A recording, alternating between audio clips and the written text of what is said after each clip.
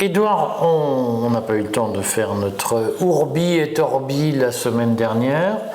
Vendredi dernier, nous le faisons aujourd'hui parce qu'en réalité, il y a un texte qui est sorti, qui est important, qui est un texte du dicaster de la doctrine de la foi. Alors autrefois on appelait ça la congrégation pour la doctrine de la foi. Avant ça on appelait ça le Saint-Office. Mais c'est un peu le saint des saints, c'est le cas de le dire. C'est là où on définit. Alors oui, il y a effectivement deux centres importants au Vatican et au Saint-Siège. Il y a ce qu'on appelle la secrétairie d'État, qui est en fait une sorte de Premier ministre qui coordonne l'ensemble des activités des différentes congrégations qu'on appelle aujourd'hui dicaster. Et puis il y a bien sûr la doctrine de la foi qui s'appelle maintenant dicaster, qu'on appelait autrefois congrégation, qu'on a appelé le Saint-Office, qui faisait trembler les esprits puisque c'était là que des condamnations étaient formulées. Je pense qu'aujourd'hui non, ça fait plus vraiment. Non mais il faut le redire, je vais te taquiner quand même mais je te taquine avec malice, mais pour répondre à plein de commentaires que je lis sur la République, c'est ignoble, c'est le totalitarisme, c'est le bidule, c'est le machin, l'ancien régime, c'était bien.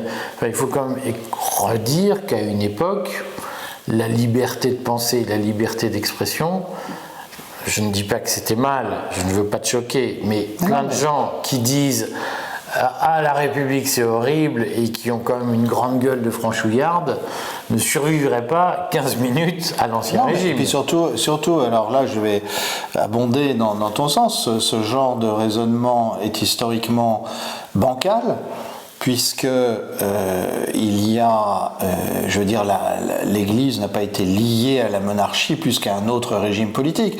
Prenons un grand texte d'Ozanam, Frédéric Ozanam, qui est une des grandes figures, béatifié, il faudrait que je vérifie s'il a été canonisé, donc du catholicisme social du Xe siècle. Il a écrit un très beau texte qui s'appelle Les Deux Républiques, de lequel nous parlerons, et dans lequel il assume le fait que les chrétiens n'ont pas forcément la même vision de la République qu'un certain nombre de leurs adversaires, mais en même temps, il assume l'idée qu'il est une démocratie ou une république chrétienne.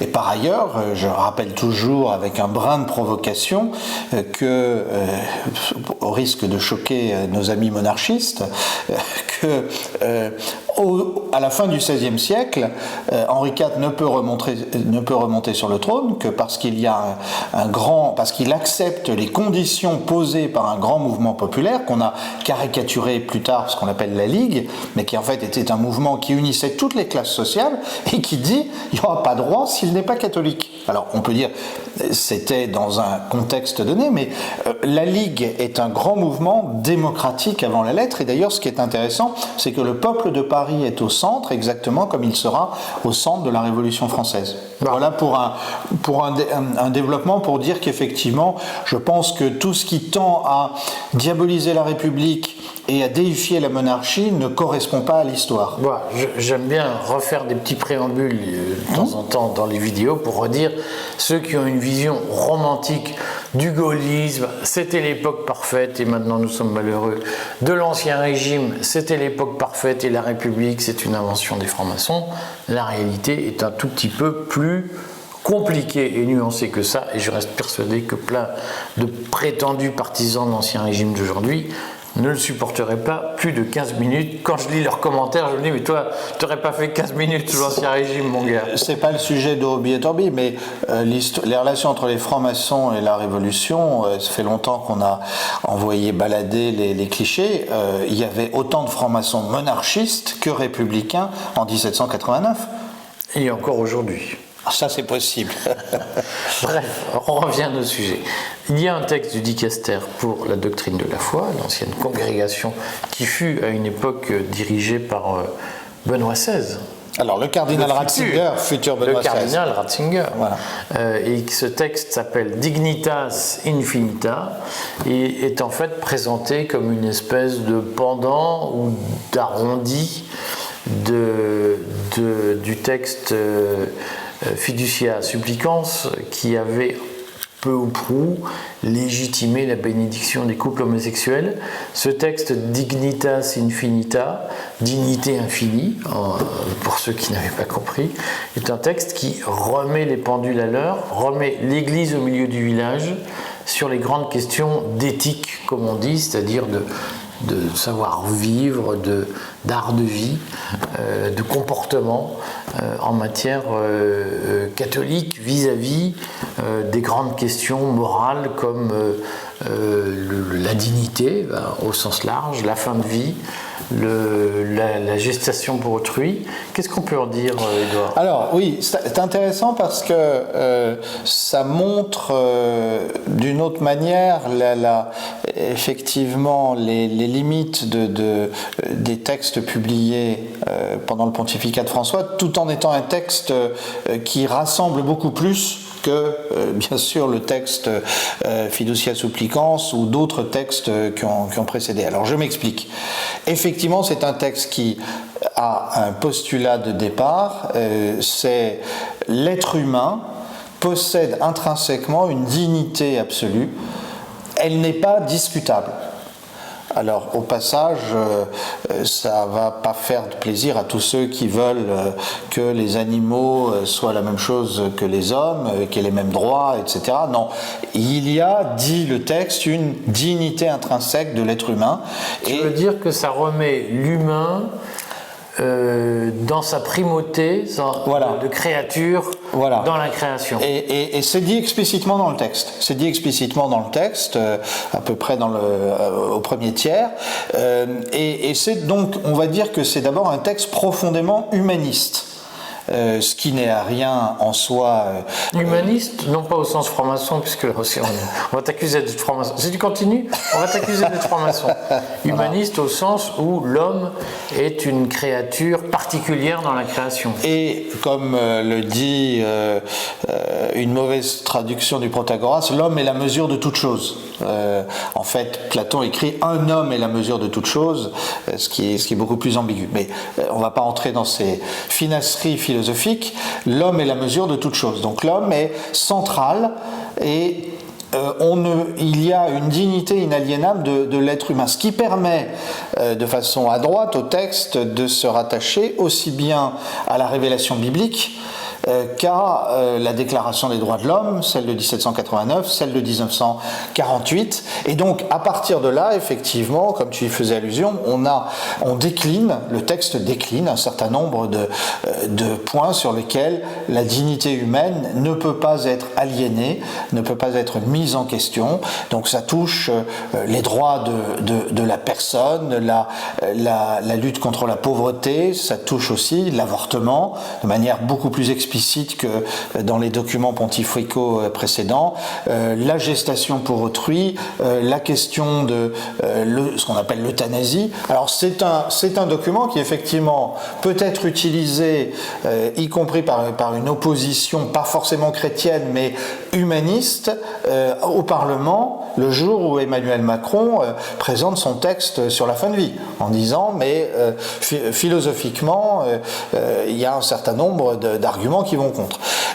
Alors, le texte, en même temps, moi, me laisse un peu sur ma faim parce qu'il n'est pas spécifiquement chrétien, c'est-à-dire qu'il n'explique pas pourquoi, il pose comme un postulat la dignité, mais il ne va pas jusqu'au bout de la pensée théologique traditionnelle, selon laquelle pourquoi est-ce que l'être humain a quelque chose de plus que le chat ou le perroquet que chacun peut avoir chez soi, une dignité inaliénable, et bien précisément dit la Bible ou la pensée chrétienne, parce que l'être humain peut accéder à la vie divine après sa mort, et que c'est ça qui constitue l'humain, c'est qu'il a un accès à Dieu que n'ont pas d'autres créatures.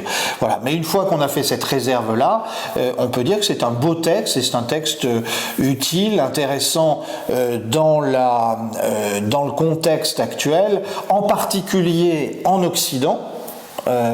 Et d'ailleurs, on a le droit de sourire. Il faudra que François nous explique comment il peut à la fois être l'ami de Klaus Schwab et puis par ailleurs... Qui ne va pas bien. Qui ne va pas bien, paraît-il, et sans doute François prie-t-il pour lui, et en même temps publier ce texte. Alors là, c'est pas du tout Great Reset, ce texte, hein, c'est le moins qu'on puisse dire. En particulier, il y a tout un passage sur la violence digitale qui, si on le lit littéralement, est une sorte de critique systématique du fameux livre de Klaus Schwab sur le Grand Reset. Est-ce que, quand même, aujourd'hui, on n'a pas ce sujet qui est que face à l'offensive idéologique qui est menée par Klaus Schwab, comme tu dis, mais Klaus Schwab, on va tous se mettre d'accord, je sais que beaucoup de gens le détestent à juste titre, mais il est un peu le raccourci simplifié et simpliste d'un contexte beaucoup plus large. Tout ne se réduit pas à Klaus Schwab, tout ne se réduit pas à Emmanuel Macron ni à Joe Biden. Il y a toute une caste tout autour qui a une influence, une existence et un poids. Est-ce que, au fond, ce texte n'est pas une réponse sous-estimée à une offensive d'ampleur menée pour contester la primauté de l'homme dans la création ? Oui, alors de ce point de vue-là, il est intéressant de placer le texte dans la continuité du pontificat, puisque au début du pontificat, François a beaucoup insisté sur l'écologie, tout en disant, mais ça, certains n'avaient pas voulu l'entendre à l'époque, il n'y a pas qu'une écologie de la nature, il y a aussi une écologie de l'homme. Il faut respecter l'être humain, il ne faut pas lui injecter n'importe quelle substance, lui faire manger n'importe quoi, vouloir le manipuler. Au passage, François n'a pas toujours été cohérent, puisque quand il s'est agi des vaccins Pfizer ou autres, il était moins... Oui, c'est une géométrie variable.